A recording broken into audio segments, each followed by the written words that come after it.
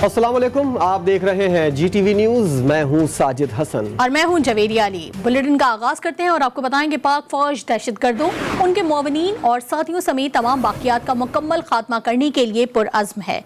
Army chief general Qamar Javed Bajwa ने core commanders इजलास में दहशतगर्दी के खिलाफ तवील जंग में पाक फौज की कामयाबियों पर इत्मीनान का इजहार करते हुए वतन अजीज पर जान कुर्बान करने वाले जवानों को खिराज तहसीन पेश किया।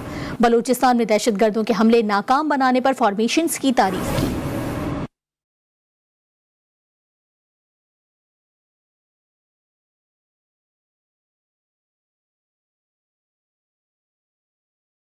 फौज दहशतगर्दों के अजाइम नाकाम बनाने में सरगर्म। मुल्क दुश्मनों को चुन चुन कर मारा जाएगा। सहूलतकारों और साथियों की भी खैर नहीं। बलूचिस्तान समेत मुल्क भर में अमन दुश्मनों की तमाम बाकियात का मुकम्मल खात्मा करने का फैसला कर लिया गया। आर्मी चीफ कमर जावेद बाजवा ने कोर कमांडर्स इजलास में वाज़े पॉलिसी का ऐलान कर दिया। सिपह सलार का कहना था कि दहशतगर्दी के खिलाफ मुसल्लह अफवाज ने तवील जंग लड़ी है। कौम की हिमायत से हर रंगो नस्ल के दहशतगर्दों के खिलाफ कामयाब ऑपरेशन किया है।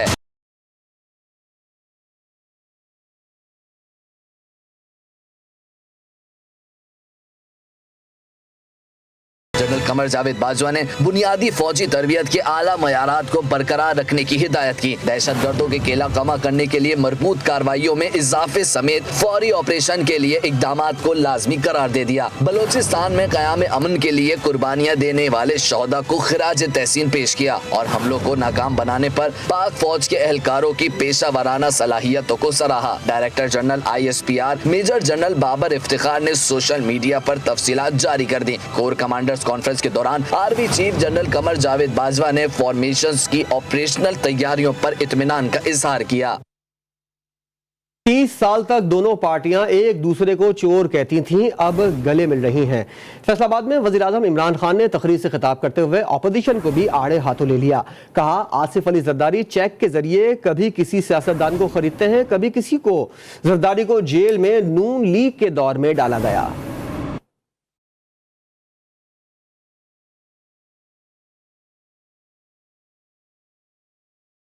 मुल्क में हुक्मरान तबके ने आहिस्ता आहिस्ता आवाम के लिए एक पाकिस्तान बना दिया और अपने लिए दूसरा। आज सारे चोर इकट्ठे हुए हैं। 20 साल पहले दोनों के एक दूसरे को चोर कहते थे। जरदारी को जेल ये नून लीग ने डाला था।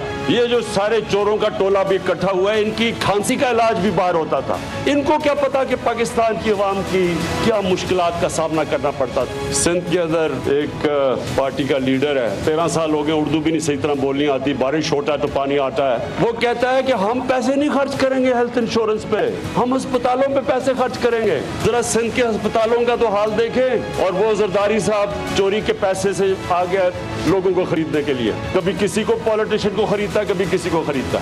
मैं सिर्फ पॉलिटिक्स में इसलिए आया था कि सारे जितने कब्जा ग्रुप है इनको इंशाअल्लाह इस मुल्क के निजाम में हमने कानून के नीचे लेके आना है। लॉन्ग मार्च से पहले ही कामयाबियां मिलना शुरू हो गईं। बिलावल भुट्टो जरदारी का मुल्तान में जलसे से खिताब में दावा। बोले, अगर इमरान खान में हिम्मत है तो हमारे मार्च से पहले असम्बली को तोड़ दें। वजीर आजम अदम एतमाद और आने वाले इलेक्शन में भी हारेंगे। उन्होंने कहा कि हमारा मार्च शुरू होने से पहले जो अदम एतमाद को नहीं मानते थे वो भी मान रहे हैं। हम अदम एतमाद के लिए मुहिम चलाएंगे। इस्लामाबाद पहुंचने से कबल इनकी मजीद विकटें गिराएंगे। इस्लामाबाद में पूरा मुल्क हमारे साथ होगा।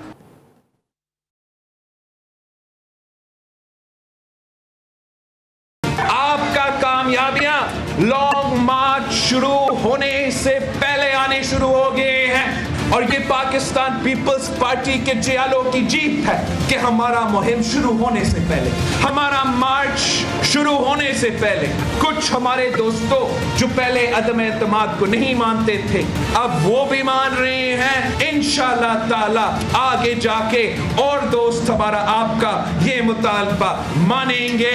हम अपना मुहिम चलाएंगे, अदम एतमाद के हक में मुहिम चलाएंगे। अगर आप इन अवाम से नहीं डरते हो तो हमारा मार्च की जरूरत ही नहीं होगा। हमारा मार्च से शुरू होने से पहले आप असेंबली तोड़ दें। खान साहब का ये विकेट आपका मार्च शुरू होने से पहले गिर चुका है। इंशाअल्लाह ताला इस्लामाबाद पहुंचने से पहले मजीद विकेटें टूटेंगे।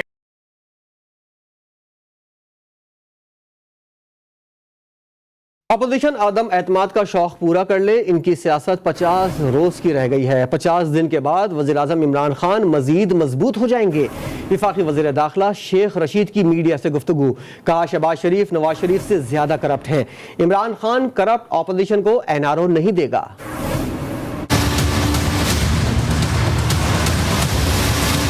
22-23 साल बाद प्राइम मिनिस्टर भी जो है रूस जा रहे हैं और सियासी तौर पर ये आपस में क्या पैगाम दें। मुझे तो ये 23 मार्च को भी आते हुए दिखाई नहीं देते। फजलुर रहमान की और सियासत है, नून और पीपल्स पार्टी की और सियासत है और ये अब हमारे इत्तेहादियों का दरवाज़ा खटखटा रहे हैं। शहबाज शरीफ नवाज शरीफ से ज़्यादा करप्ट है और ये नाकाम होंगे। 8 दिन बाद आपको पता लग जाएगा इनके अदम एतमाद की क्या सूरत हाल है।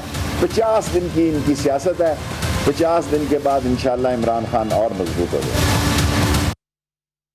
पेशावर हाई कोर्ट में साबिक सदर परवेज मुशर्रफ को फांसी की सजा सुनाने वाले जज वकार सेठ के खिलाफ न्यूज़ कॉन्फ्रेंस करने वाले वफाकी वज़रा पर तौहीन अदालत की समाअत हुई। वफाकी वज़ीर इत्तलात फवाद चौधरी और साबिक मुआविन खुसूसी फिरदौस आशिक अवान अदालत में पेश हुई। दोनों ने अदालत से गैर मशरूत माफी मांगी। जस्टिस रूल अमीन ने कहा कि जिस जज की दिल आजारी की है उनकी कब्र पर जाकर उनसे माफी मांगे। वफाकी वज़ीर इत्तलात फवाद चौधरी ने सियासी मुलाकातों को चूहों की मुलाकातें करार दे दिया। फवाद चौधरी कहते हैं कि मौलाना फजलुर रहमान और नवाज शरीफ ने बहुत पैसे कमा लिए, उनके पैसे मुल्क में आने चाहिए। सारे चूहे बाहर जाने के लिए आपस में मिल रहे हैं और हम उनको बाहर नहीं जाने देंगे। इस हवाले से मजीद बात करेंगे। हमने रब्ता किया है अपने नुमाइंदे नवाब शेर से। नवाब शेर, मजीद क्या कहना था फवाद चौधरी का? जी बिल्कुल, पाकिस्तान में सियासी माहौल गर्म होता जा रहा है। मेरे साथ इस वक्त वफाकी वज़ीर इत्तलात फवाद चौधरी मौजूद है, उनसे बात करते। सर जी, नवाज शरीफ कब वापस ला रहे और मौलाना फजलुर रहमान कह रहे कि अब नताइज का वक्त आ गया, क्या कहेंगे? मौलाना फजलुर रहमान और नवाज शरीफ दोनों ने इतने पैसे कमा लिए हैं, उनको उनके पैसे वापस आए वो आए ना आए।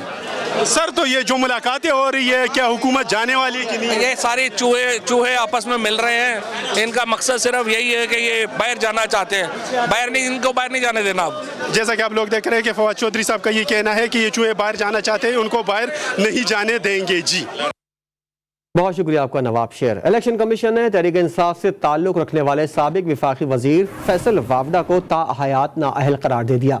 फैसल वावडा को बतौर पार्लियामेंटेरियन तमाम तनख्वाहें और मरात 2 माह में वापस करने का हुक्म दिया गया है। फैसले में कहा गया है कि फैसल वावडा ने कौमी असम्बली के उम्मीदवार की हैसियत से कागजात नामजदगी जमा कराते वक्त अमरीकी शहरियत छुपाई, झूठा बयान हल्फी जमा कराया, सेनेटरशिप का नोटिफिकेशन वापस लेने का हुक्म भी दे दिया।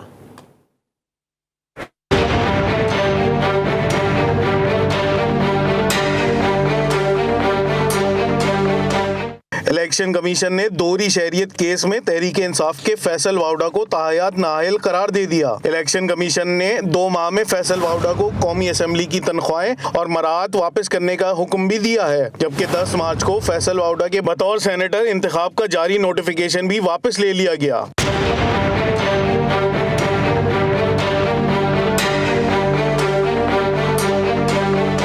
फैसले में कहा गया है कि फैसल वावडा ने रिटर्निंग अफसर को झूठा बयान हल्फी जमा कराया। इलेक्शन कमीशन ने फैसल वावडा के बतौर रुकने असेंबली सेनेट इलेक्शन में दिए गए वोट को भी गलत करार दिया। इलेक्शन कमीशन ने फैसल वावडा को 62(1)(f) के तहत गलत बयानी करने पर नाअहल किया। फैसले के मुताबिक फैसल वावडा सुप्रीम कोर्ट से रुजू कर सकते हैं। प्रोडक्शन टीम के साथ Waqar Ali Syed, GTV news, Islamabad. Islamabad high court ने खैबर पख्तूनख्वा के वजीर ट्रांसपोर्ट की नाअहली का फैसला मुअत्तल कर दिया। चीफ जस्टिस अतर मिनल्ला की सरबराही में शाह मोहम्मद की नाअहली के फैसले के खिलाफ दरखास्त की समाअत हुई। दरखास्त गुजार ने मौक़िफ़ अपनाया था कि मामूर खान वजीर खुद हमला करके इलेक्शन कमीशन में मुतासरा फरीक बन गया। हमला मुखालिफ उम्मीदवार ने अपनी शिकस्त देखकर किया था। इलेक्शन कमीशन ने खैबर पख्तूनख्वा में बल्दियाती इंतखाबात के दूसरे मरहले का नया शेड्यूल जारी कर दिया। सूबे में बल्दियाती इंतखाबात के दूसरे मरहले की पोलिंग 31 मार्च को होगी। कागजात नामजदगी 14 फरवरी से 18 फरवरी तक जमा कराए जा सकेंगे। MKM पाकिस्तान ने सिंध लोकल गवर्नमेंट एक्ट 1961 के तहत नई हल्काबंदियों के खिलाफ दरखास्त सिंध हाई कोर्ट में दायर कर दी। MKM रहनुमा खालिद मकबूल सिद्दीकी कहते हैं कि आज हम मजबूर होकर यहां जमहूरियत बचाने के लिए आए हैं। अदालतों से इंसाफ की उम्मीद है कि के शहरी इलाकों की सबसे पहले तो ये रिवायत भी पाकिस्तान पीपुल्स पार्टी के आने के बाद पड़ी है। एहतजाज और जद्दोजहद का रास्ता रिकॉर्ड पे रहे कि दुरुस्त तरजीहात के साथ रखा है। ऐसे तमाम कानूनी मामलात को कि जिसका फैसला अदालतों को करना है, हम सबसे पहले अदालतों के पास आए और उसके बाद अगर वोट फैसला नहीं करता, अगर ऐवान फैसला नहीं करता तो मजबूरन रोड पे आया जाता है। भारतीय रियासत कर्नाटक में दर्जनों जाफरानी मफलरों को एक हिजाब ने ढेर कर दिया। सिन्फ नाजुक होने के बावजूद हिंदू इंतहा पसंद टोले के सामने मर्दानावार अल्लाह अकबर का नारा लगाने वाली तन्हा और निहत्ती मुस्कान दुनिया भर के मुसलमानों के लिए मिसाल बन गई।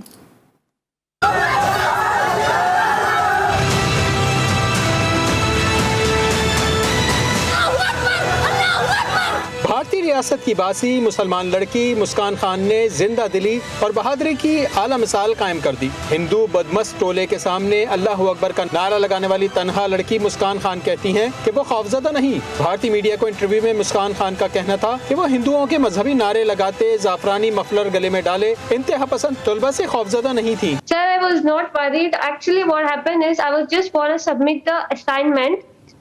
That's why I entered the college and they were not allowing me to go inside just because I was carrying the burqa. Muskan Khan second year की तालिबा हैं और अपना असाइनमेंट जमा कराने कॉलेज गई थी। उन्हें बुर्का पहनने की वजह से कॉलेज में दाखिल नहीं होने दिया जा रहा था। किसी न किसी तरह वो कॉलेज में दाखिल हुई तो हिंदू इंतहा पसंद तलबा ने पीछा करना शुरू कर दिया और जय श्री राम के नारे लगाए। Start shouting and start giving the slogan as Jai Shri Ram, Jai Shri Ram, Jai Shri Ram. Then I started to scream as Allahu Akbar. मुस्कान खान ने मजीद कहा कि उन नारों और हिंदू इंतहा पसंद तलबा से खौफजदा होने के बजाय उन्होंने जवाबी कार्रवाई करना जरूरी समझा और अल्लाहु अकबर का नारा लगाया। मुस्कान खान ने कहा कि हिजाब मुसलमान लड़की के लिए लाजिम है और वह हिजाब करती रहेंगी। मुस्कान खान का कहना था कि वो क्लास में बुर्का नहीं हिजाब करती हैं और हिजाब करके क्लास अटेंड करने पर पहले कभी एतराज नहीं किया गया था। उनका पीछा करने और नारे लगाने वालों में से सिर्फ 10% कॉलेज के तलबा और बाकी बाहर के लोग थे। Somehow some members were from outsiders and also from little 10% from college, but all were the outsiders. Our principal and all the lecturers have supported me. दिलेरी से हिंदू इंतहा पसंद जत्थे के सामने डट जाने वाली मुस्कान खान और अल्लाहु अकबर पाकिस्तान में ट्विटर पर टॉप ट्रेंड बन गया और सोशल मीडिया सार्फिन मुस्कान खान की हिम्मत और जुर्रत की दाद दे रहे हैं। मुस्कान की बहादुरी भारत की हिंदू लड़कियों के लिए मिसाल बन गई। हिंदू लड़कियों ने सोशल मीडिया पर हिंदुत्व की धज्जियां उड़ा दी। अपने हिंदू होने पर शर्म का इजहार करते हुए कहा कि मोदी सरकार ने नीचपन की इंतहा कर दी है। एक मुसलमान लड़की हजारों हिंदू मर्दों पर भारी पड़ गई। अपने हक के लिए आवाज उठाने पर तमाम औरतों की जानिब से मुस्कान को सलाम करते हैं। और भारतीय मुस्लिम तालिबा मुस्कान के साथ पेश आने वाले वाक़े पर बॉलीवुड अदाकाराएं भी खामोश न रह सकी। अदाकारा पूजा भट्ट ने ट्विटर पर लिखा है कि हमेशा की तरह मर्दों के ग्रुप ने औरत को डराने की कोशिश की है। कर्नाटक में मुस्कान खान के नारे तकबीर के बाद उज़्मा परवीन उर्फ झांसी की रानी मैदान में आ गईं। रियासती हुकूमत की जानिब से हिजाब पर पाबंदी के खिलाफ भरपूर एहतजाज का ऐलान कर दिया।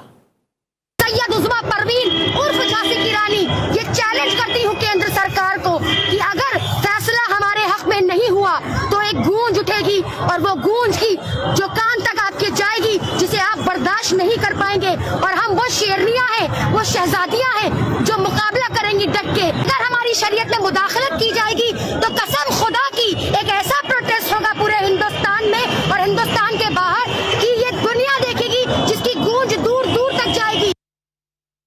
और भारतीय रियासत कर्नाटक की मुस्कान की आवाज तो सब बन गए, लेकिन नवाब शाह की पीपल्स मेडिकल यूनिवर्सिटी की परवीन बलोच की आवाज कौन बनेगा? दादू की परवीन ने हौलनाक इंकिशाफात कर दिए हैं। तफसील जानिए इस रिपोर्ट में।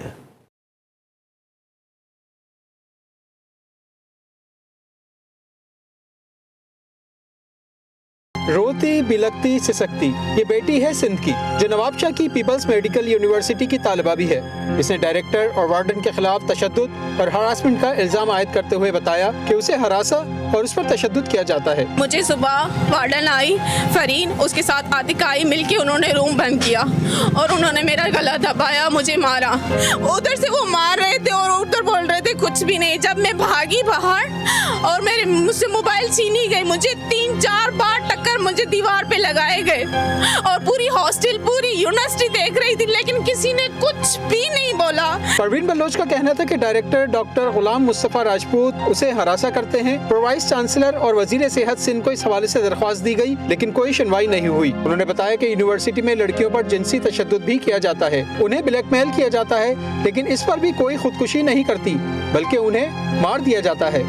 हम खुदकुशी नहीं करते, ये मिलके हमें मारते हैं, ये हमें मिलके मारते हैं, हम खुदकुशी नहीं करते। डायरेक्टर एडमिनिस्ट्रेशन डॉक्टर नसरुल्लाह का कहना था कि परवीन को किसी ने भी हरासा नहीं किया। हर बैच के अलग हॉस्टल्स हैं, परवीन का भी अलग हॉस्टल है। अमला उनसे कमरा खाली कराने गया था। वाइस चांसलर ने तालिबा के इल्जामात की इंक्वायरी के लिए कमेटी बना दी। मकबूजा कश्मीर में अफजल गुरु के 9वें यौम शहादत पर यौम स्याह और मुकम्मल हड़ताल की जा रही है। अफजल गुरु को 9 फरवरी 2013 को दिल्ली की तिहाड़ जेल में फांसी दी गई थी।